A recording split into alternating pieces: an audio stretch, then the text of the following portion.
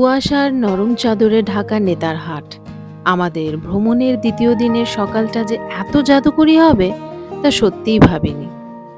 ভোর হতেই চারিদিকে এক অদ্ভুত স্নিগ্ধতা আর হিমেল হাওয়ার স্পর্শে মনটা এক নিমেষেই ভালো হয়ে গেল। August river moves so slow past every place I used to know. The wooden bridge, the gravel lane. পাহাড়ের কোলে এমন একটা কুয়াশাচ্ছন্ন সকালের সাক্ষী হতে পেরে The hills are আনন্দটা আর green কিছুতেই and I ধরে know রাখা যাচ্ছে না। maybe প্রকৃতির I এই just স্নিগ্ধ রূপ changed দেখে my view. Mahi The years went by একদম like আত্মহারা। passing trains চারপাশে through ঘন the কুয়াশার চাদর, first name. আর তার মাঝে মাহির খুশিতে মেতে ওঠার এই দৃশ্যটা সত্যিই অসাধারণ।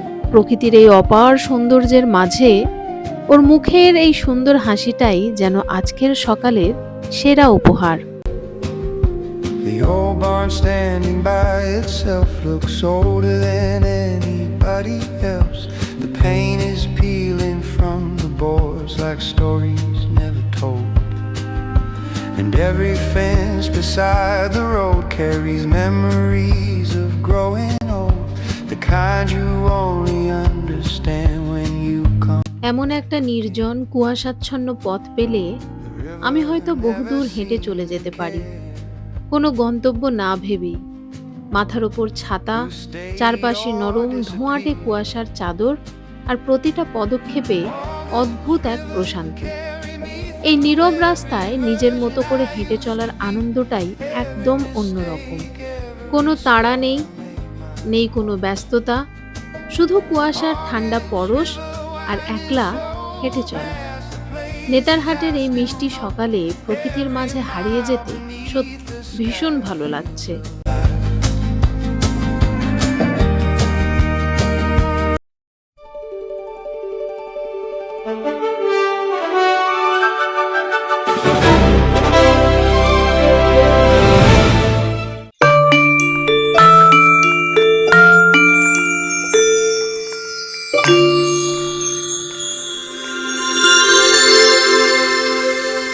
কালো ভ্রমর ইউটিউব চ্যানেলে আপনাদের সকলকে সাদর আমন্ত্রণ।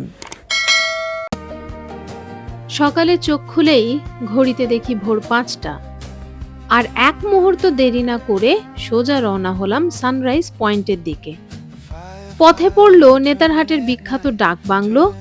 চারপাশের পরিবেশটা সত্যিই অপূর্ব। পুরো রাস্তা তখন একদম নিঝুম, খাঁ খাঁ করছে, জনমানবহীন। কিন্তু পয়েন্টের দিকে যতই এগোচ্ছি মনটা ততই দমে যাচ্ছে। আকাশের মুখ একদম ভার। ভাবছিলাম এত দূর কষ্ট করে এসে সূর্যি মামার দেখা পাবো তো, নাকি সব চেষ্টাই জলে যাবে। এই একটা চিন্তায় পুরো পথটা আমাকে কুড়ে কুড়ে খাচ্ছিল। আমাদের মতো অগণিত মানুষের ভিড় জমেছিল সানরাইজ পয়েন্টে। সবারই চোখে নতুন এক ভোরের অপেক্ষা, কিন্তু প্রকৃতি বুঝি আজ অন্যরকম ভেবে রেখেছিল। সবাইকে হতাশ করে দিয়ে সূর্যি মামা সারাদিনই আত্মগোপন করে রইল ওই ঘন কালো মেঘের আড়ালে। ভোরের আলো ফোটেনি ঠিকই, তবে এই মেঘলা সকালের ঠান্ডা হাওয়া আর ভিড়ের ব্যাকুলতাটা আজীবন স্মৃতির পাতায় রয়ে যাবে। In the trees and in the rain, in every familiar name.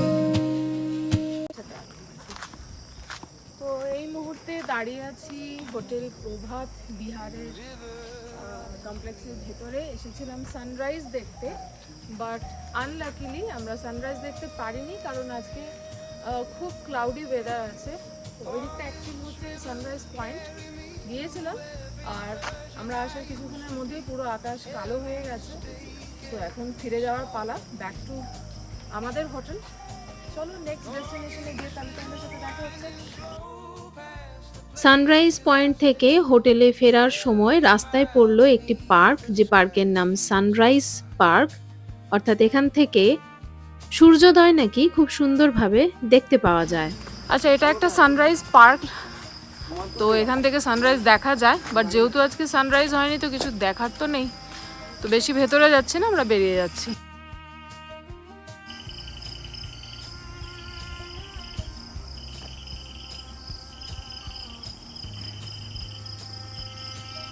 পোকার আওয়াজ শুনতে পাচ্ছো? নর্থ বেঙ্গলে আমরা যে ঝিঝি পোকার ডাক শুনি, সেই ঝিঝি পোকার ডাক কিন্তু এখানেও বিরাজমান। আর এই পথে যেতে যেতে এই বাড়িটা নজরে পড়লো, তাই একটু ফুটেজ নিয়ে নিই। এখানে 4টে কালো কুকুর রয়েছে, একসাথে এতগুলো কালো কুকুর। এদিকে 3, আর এই যে আরেকজন। এরা সব পাহারা দিয়ে আমাদেরকে এসকর্ট করছে বিভিন্ন জায়গায়। এক একটা জায়গা থেকে এক এক দিকে যাচ্ছি, এরা আমাদের এসকর্ট করে নিয়ে যাচ্ছে। দেখো, এই হচ্ছে নেতারহাট ডাক বাংলা।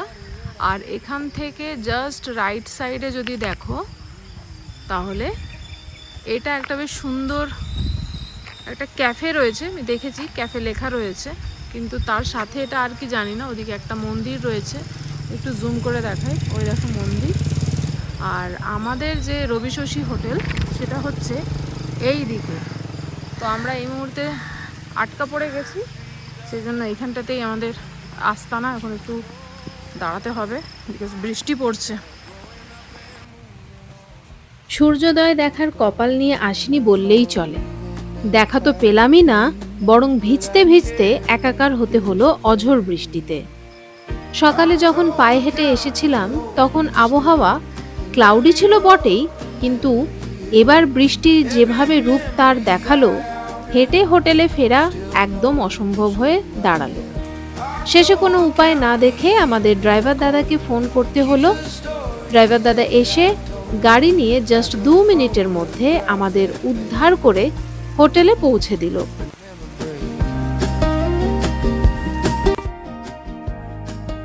বৃষ্টি শেষে এবার ভগবানের নাম নিয়ে সোজা বেরিয়ে পড়ার পালা।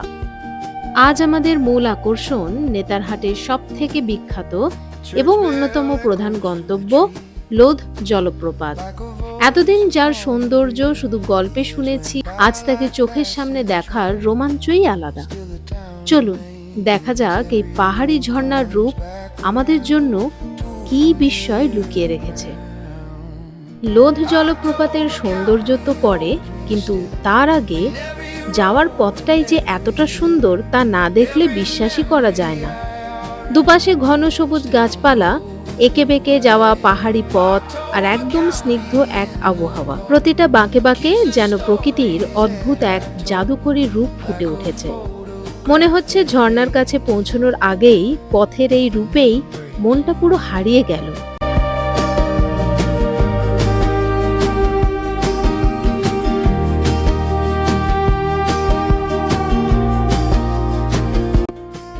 যেমনটা আমি বলে থাকি, আমার কাছে আসল গন্তব্যে পৌঁছানোর চেয়ে পথের সৌন্দর্য উপভোগ করাটাই অনেক বেশি আনন্দের। কোনো গন্তব্যে পৌঁছানো মানেই তো শুধু একটা নির্দিষ্ট স্থান দেখে শেষ করা, কিন্তু এই পথ ধরে হেঁটে চলা মানে প্রকৃতির অজস্র সৌন্দর্যকে প্রতিটা মুহূর্তে তাড়িয়ে তাড়িয়ে অনুভব করা। এই আঁকাবাঁকা সবুজ পথটাই যেন আজ আমার সফরের সবচেয়ে সুন্দর উপহার।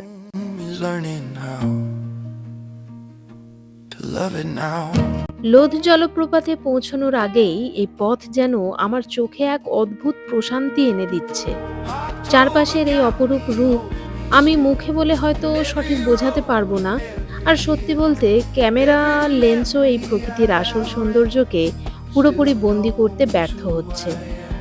কিছু কিছু সৌন্দর্য আসলে নিজের চোখে না দেখলে সত্যি বিশ্বাস করা যায় না। রাস্তার দুপাশে সবুজ উন্মুক্ত প্রান্তরের অসীম বিস্তার, আর তারই বুক চিরে এঁকে বেঁকে সোজা চলে গেছে এক নিকষ কালো পিচের রাস্তা। ঘন সবুজের মাঝে এই কালো পথের ক্যানভাস যেন চোখকে এনে দেয় এক অদ্ভুত তৃপ্তি। এই পথের কোনো শেষ না থাক, এভাবেই যেন হেঁটে চলা যায় নিরন্তর। যদিও লোধ জলপ্রপাত যাব হেঁটে হেঁটে, তা স্বপ্নেও কল্পনা করতে পারি না। কিন্তু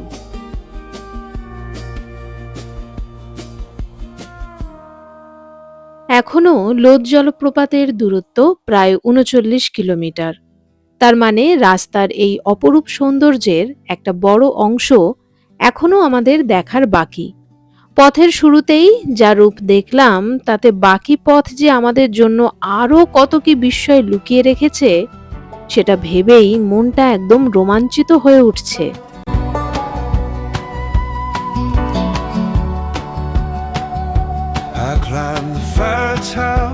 to dust with all the thoughts I couldn't trust. The forest stretched beyond the light into the night. The town was small beneath the stars, like every fear I'd carried. তো আজকে আমাদের নেতারহাটের সেকেন্ড ডে। আজকে second ডেতে আমরা চলে এসেছি লোধ ফলসে। আর এই হচ্ছে ঢোকার গেট। তো এখান দিয়ে আমরা ভেতরে যাব। আজকে এখানে আমাদের এন্ট্রি হচ্ছে, এখানে এন্ট্রি করে তারপরে আমাদের এই গেট দিয়ে ভেতরে যেতে হবে। তো শুনলাম যে আজকে নাকি জল ভালো আছে, সো লাকিলি আমরা আজকে জল পাবো, ভালো কথা। তো চলো ভেতরে যাই, তারপর দেখাই। অবশেষে আমরা চলে এলাম ঝাড়খণ্ডের সবচেয়ে উঁচু এবং অন্যতম সেরা জলপ্রপাত লোধ ওয়াটারফলস, যা বুধা ঘাগ নামেও পরিচিত। প্রায় 469 ফুট ওপর থেকে যখন জলরাশি সশব্দে নিচে আছড়ে পড়ে, সেই দৃশ্য এবং তার গর্জনে পুরো চারপাশ কেঁপে ওঠে। ঘন জঙ্গলে ঘেরা এই জলপ্রপাতের বুনো সৌন্দর্য আর বাতাসের সঙ্গে উড়ে আসা জলের ছিটে ফোঁটা সত্যি এক জাদুকরী পরিবেশ তৈরি করে। ওই দেখো সামনে, দেখো দেখো যাও।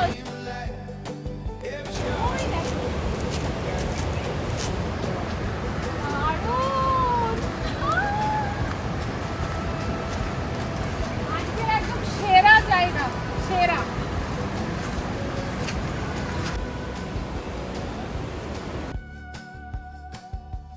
ঝর্ণার কাছাকাছি পৌঁছতে এখনো আমাদের বেশ কিছু সিঁড়ি ভাঙতে হচ্ছে। এক একটা ধাপ নামছি, উঠছি, আর দূর থেকে লোধ ফলসের সেই গর্জন যেন আরো স্পষ্ট হয়ে উঠছে। একটু সাবধানে আর ধীরে ধীরে নামতে হলেও চারপাশের এই সবুজ পরিবেশের কারণে ক্লান্তিটা একদমই টের পাওয়া যাচ্ছে না। Tower I could see everything that frightened me, looking smaller than before from above. From a fire tower in the night, every wound became a light, every scar became a guide through the dark.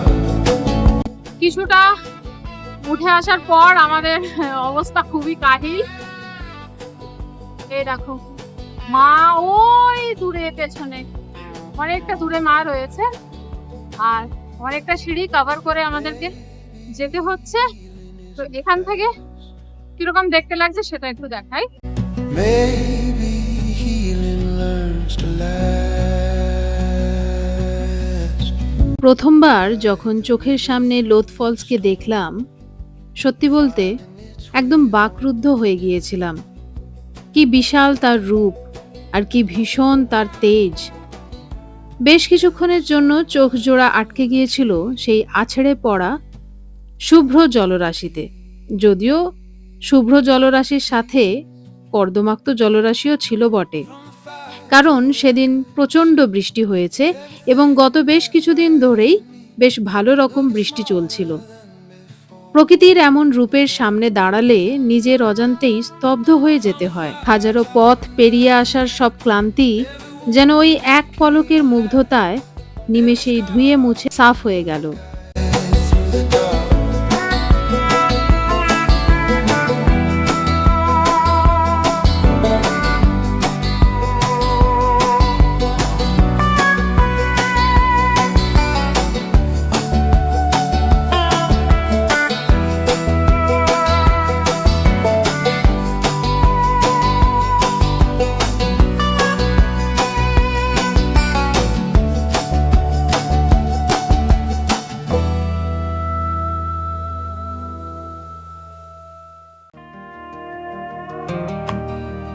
অনেকক্ষণ তো দূর থেকে দাঁড়িয়ে লোধের এই জলরাশি দেখলাম। এবার আর নিজেকে আটকে রাখা যাচ্ছে না। ওই দূরে কাঠের সেতুটা যেন আমাকে হাতছানি দিয়ে নিজের একেবারে কাছে ডাকছে। চলুন আর এক মুহূর্ত দেরি না করে সোজা হেঁটে যাওয়া যাক সেতুটার ওপর। ঝর্ণার ঠিক মাঝখানে দাঁড়িয়ে এই তেজ উপভোগ করার রোমাঞ্চই আলাদা। Orchard trees, now the branches only sing to early spring. nothing ever truly leaves. সেতুটার ওপরে পা রাখতেই ভুল ভেঙে গেল। বুঝে গেলাম এখানে বেশিক্ষণ শুকনো জামা কাপড়ে টিকে থাকা এক কথায় অসম্ভব। চারপাশ থেকে ঝর্ণার জলকণা এত তীব্রভাবে বাতাসে উড়ে আসছে যে কয়েক সেকেন্ডের মধ্যেই ভিজিয়ে দিতে বাধ্য। আজ একদম ফ্রিতেই স্নানটা সারা হতে চলেছে, তাও আবার রাঙামাটির জলের স্নান। The sunset paints the sky with goodbye.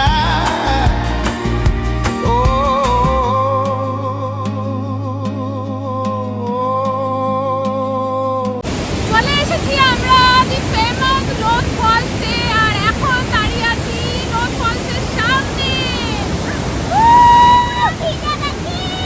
এই দেখো, দাঁড়াও তোমাদেরকে এই দিকটা দেখাই।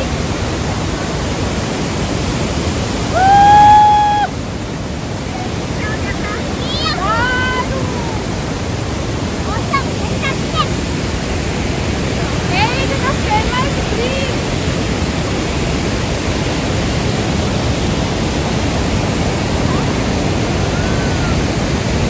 এখানে এলে কিপ ইন মাইন্ড চুল তোমার পুরো ভিজে যাবে।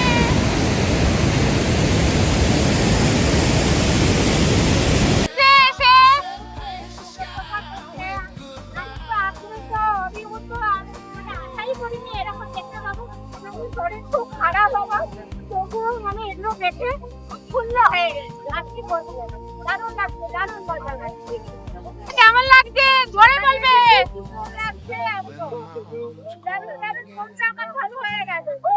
How are you feeling? I am feeling great because this is an awesome waterfall and I like this place. রোজ মানে বলতে কাঁদে, এখানে ট্রিটমেন্ট সমস্ত চলে, আর এখানে আমরা সবাই মিলে পৌঁছে গেছি 11:30 সময়। আমার ট্রিপের খুব খারাপ অবস্থা। এর জন্য বলার আমার হয়তো কম শোনা যাবে। Learn to stand.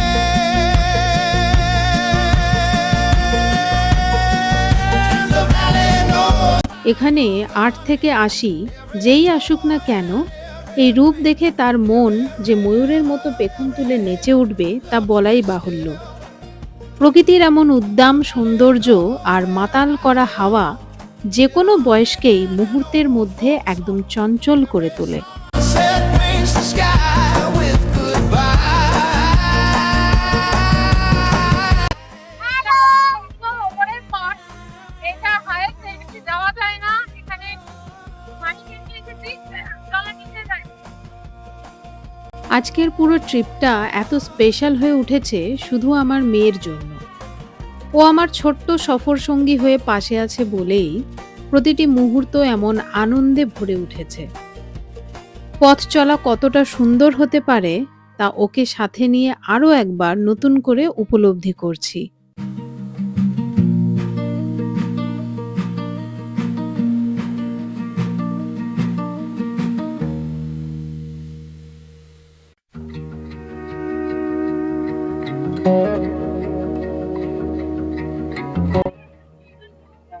চলো, মোটামুটি রোজ ফলস দেখা যাচ্ছে কমপ্লিট। এবার আমরা বেরিয়ে যাবো। তখন এখানে একটু বসে তারপর বেরিয়ে যাবো। সবাই টায়ার্ড হয়ে গেছে, মা অনেকক্ষণ আগেই টায়ার্ড হয়ে গেছে। তাও এবার বেরাবো।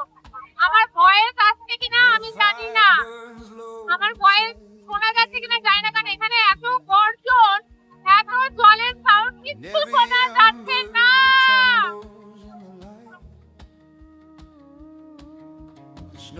বেশ অনেকটা সময় লোধের এই জলরাশিতে দারুণ সব মুহূর্ত কাটানোর পর এবার বিদায় জানানোর পালা। তবে মন তো সহজে ছাড়তে চায় না, তাই যাওয়ার ঠিক আগের মুহূর্তগুলোতেও যতটুকু পারা যায় হাসি খুশি আর হুল্লোড়ে মেতে উঠে আনন্দটা পুরোপুরি নিংড়ে নিচ্ছি। স্মৃতিগুলো তো সাথে করেই বাড়ি নিয়ে যেতে হবে, তাই না? Every memory weighed heavier than stone when I was alone.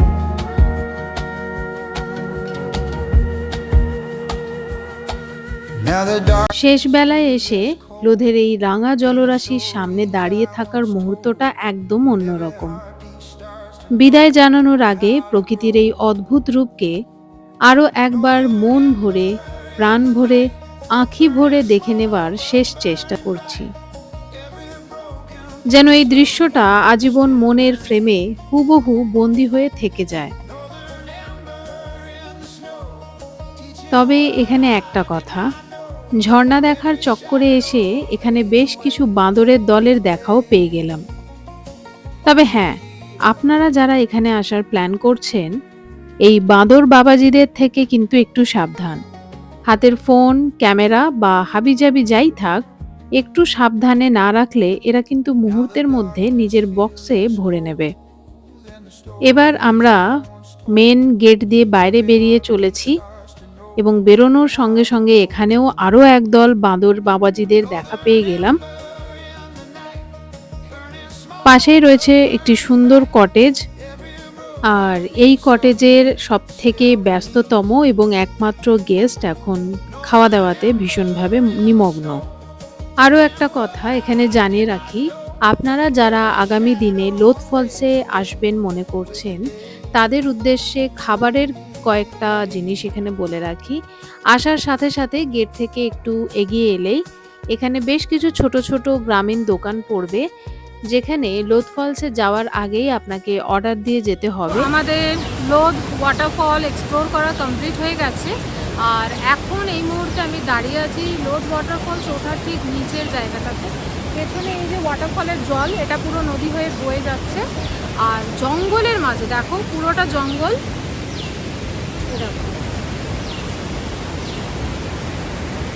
এই জঙ্গলের মাঝে এখন আমরা খেতে বসবো, মানে দুপুরের লাঞ্চ করব। দুপুরের লাঞ্চটা এখানে ওঠার সময় বলে দিয়ে যেতে হয়, তবে কি ওরা দেশি মুরগির ঝোল আর ডাল সবজি যা তুমি নেবে, বা যদি চিকেন আর ভাত খেতে চাও সেটাও নিতে পারো, মানে রাইস আর চিকেন কারি এই দুটোও তোমরা অর্ডার করে আগে যেতে পারো, ওরা দিয়ে দেবে সেই মতো। তো এবারে দেখাই যে আমরা কি খাচ্ছি। আজ লাঞ্চে আমরা অর্ডার করেছিলাম রাইস, ছিল দেশি মুরগির পাতলা ঝোল, আর ছিল আলু ভাজা সঙ্গে ডাল। খাওয়া দাওয়ার পর্ব মিটিয়ে আজ আমরা সোজা চলে যাব রাঁচিতে, নেতারহাটে। এই ছিল আমাদের দ্বিতীয় দিনের জার্নি। এরপর এখান থেকে আমরা প্রায় 200 কিলোমিটার জার্নি করে একদম নেতারহাটের ওপর দিয়েই রাঁচি পৌঁছে যাব। নেতারহাট থেকে রাঁচি ফেরার এই রুটের অন্যতম বড় আকর্ষণ হলো এই কোয়েল নদী। পাহাড়ি পাথরের কোল ঘেঁষে বয়ে যাওয়া কাঁচের মতো পরিষ্কার জলরাশি, আর চারপাশে আদিম প্রকৃতির নিস্তব্ধতা সত্যি এক চমৎকার আবহ তৈরি করে। রাঁচির পথে চলতে চলতে কোয়েল নদীর এই রূপ না দেখলে সফরটা একটুখানি অসম্পূর্ণ থেকে যেত। এই দেখো, এটা হচ্ছে পেছনে আমার কোয়েল নদী, এটাকে বলা হয় কোয়েল নদী। আর এখন আমরা নেতারহাট থেকে ফিরছি রাঁচি। তো রাস্তায় যেতে যেতে কোয়েল নদী দেখতে পেয়ে আমি দাঁড়ালাম। জাস্ট ভিউটা দেখো।